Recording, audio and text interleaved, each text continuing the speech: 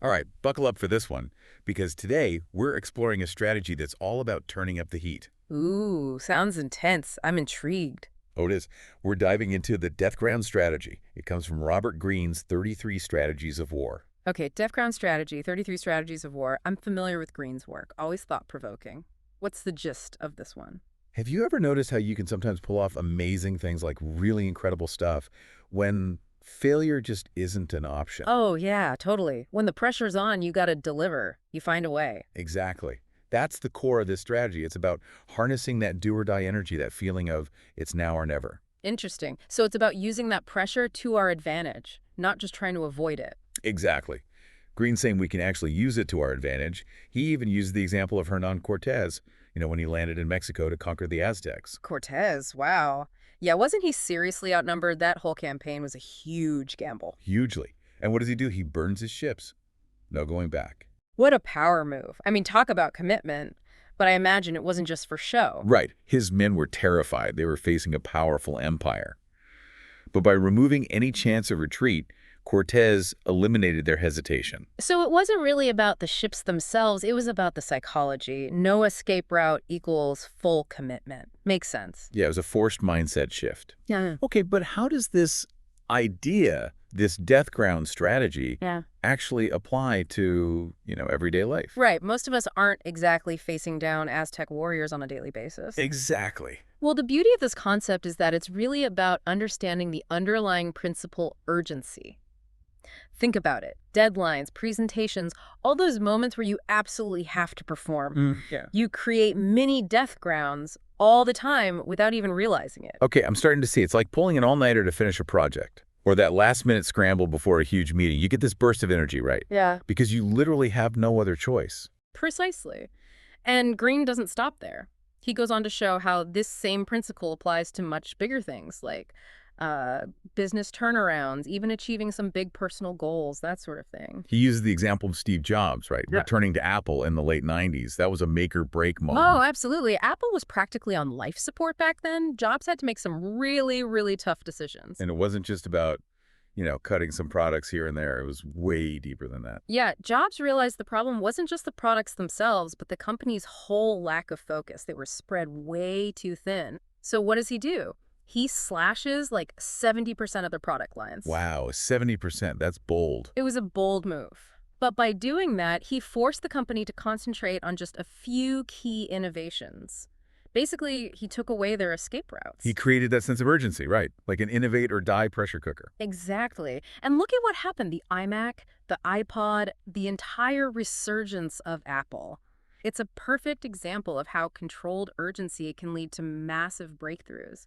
Controlled urgency. That's the key, Yeah, right? absolutely. Because Greene also cautions against just reckless abandon. He uses Napoleon's disastrous Russian campaign as a warning. Yeah, Napoleon marched his armies deep into Russia, didn't he? Yeah, Without a solid plan for retreat. that's right. He just assumed victory would be swift, but winter hit and his forces were totally trapped. The death ground totally backfired. His empire crumbled because of it. It's a powerful example of what can happen when you confuse strategic urgency with blind risk-taking. Napoleon let his overconfidence get the better of him, and he paid a heavy price for it. This reminds me of something from Sun Tzu's The Art of War. He talked about, backing soldiers against obstacles to force them to fight harder. Same idea, right? Eliminating the option to retreat. Exactly. Sun Tzu understood that by removing the possibility of escape, he could actually amplify his troops' fighting spirit. Like, we're all in this together. The only way out is forward. And this isn't just ancient history either. I mean, we see this play out all the time with, like, modern entrepreneurs, the ones who risk everything to pursue their vision. Oh, absolutely. They're essentially creating their own death grounds, Yeah. right? Betting it all on their success. They understand that comfort and complacency are like the enemies of real innovation, so they embrace this calculated risk, putting themselves in positions where they have to succeed. Exactly. But for those of us who, aren't quite ready to quit our jobs and sell all our possessions, Right.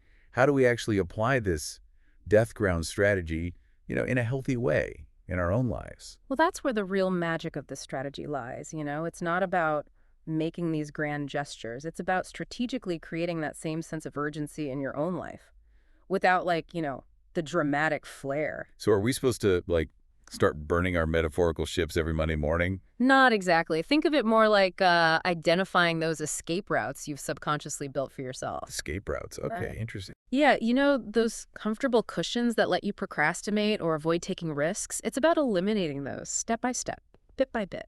So, like finally unsubscribing from all those streaming services I never watch, or hitting that block button on those distracting websites. You got it. It's about cutting out the noise, creating a space where your goals really demand your full attention, what distractions are draining your energy, what can you eliminate to create a sense of urgency around the things that truly matter. That's what you got to ask yourself. So it's like designing your environment to really support your goals, making it harder to slip back into those old habits. Exactly. Greene also talks about making failure costly, not in a reckless way, but in a way that truly motivates you. Okay, so like if I've been dreaming about running a marathon, I don't just casually mention it to a friend, Right, right? right. I actually sign up for the race. I book that non-refundable trip, maybe even hire a coach. I raise the stakes for real. Now you're talking. You've created a situation where backing out would have real consequences. You've invested in your goal, and that makes it much harder to just give up. It's almost like you're creating that external pressure to force you to step up. Think about it this way. Public declarations, they're a powerful tool. When you announce your goal to your friends, your family, colleagues, you create real accountability. You're not just answerable to yourself anymore, you're answerable to them as well. Exactly. It's like this extra layer of motivation, knowing that people are watching you, rooting for you. But remember, Greene's not advocating for recklessness. He really emphasizes the need for calculated risks, not blind leaps of faith. Right, there's a huge difference between strategically pushing yourself and setting yourself up for disaster. Exactly. Remember Napoleon's misstep. He created a death ground scenario, but without a clear strategy, and it totally backfired. The key is to find that balance between comfort and chaos. So it's like pushing yourself just enough to spark that fire, but not so much that you lose control. But how do we find that sweet spot? How do we know if we're taking a calculated risk versus being, just plain reckless? That's where self-awareness comes in. You need to be honest with yourself about your strengths, your weaknesses, your capacity for risk. So it's not a one-size-fits-all kind of thing. It's about tailoring this strategy to your individual circumstances. Absolutely. And remember, the goal here isn't to create actual life or death situations, right? It's about understanding that psychology of urgency and learning how to use it to your advantage. So we're kind of like rewiring our brains, teaching ourselves to actually respond to pressure in a positive way, to use it as fuel for growth and achievement. That's a great way to put it. It's about tapping into that primal drive we all have, that instinct to survive and to thrive, and then channeling it towards our goals. So if we're ready to embrace this death ground strategy, where do we even begin? What are some concrete steps we can take to apply this to our own lives, like starting today? Well, first things first. You got to identify those comfort zones that are holding you back. What are those escape routes you've created?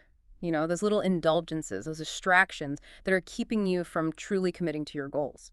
Okay, so for me, that might be my nightly ritual of just mindlessly scrolling through social media for like hours, or my tendency to put off those big important tasks until the very last minute. Those are perfect examples. Now, think about how you can eliminate them. Maybe delete those apps from your phone. Set a timer for your social media use. Maybe create a solid schedule for tackling those big tasks and then really hold yourself accountable to it. So it's not enough to just recognize the problem. You've got to actually take steps to change the behavior. Exactly. And this isn't about deprivation or self-punishment, okay? It's about being strategic, designing your environment and your habits to really support your goals. It's like we're building those metaphorical walls behind us, so the only way to go is forward. Perfect analogy. And remember, urgency doesn't always have to be a negative thing. It can be incredibly motivating, when it's used strategically. It's like we're harnessing that pressure, that energy, and turning it into a force for good. But what about when that doubt creeps in? Those moments when we start to question whether we can actually pull this off? What then? That's where the next level of this strategy comes in. Because it's not just about creating that urgency, it's also about cultivating a deep belief in yourself. Mm. in your ability to actually succeed. So it's not just about the external pressure, it's about that internal belief as well. Exactly. And that's what we're going to delve into in the final part of our deep dive. We'll explore how to nurture that inner confidence, that unshakable belief Hmm. in your ability to achieve anything you set your mind to.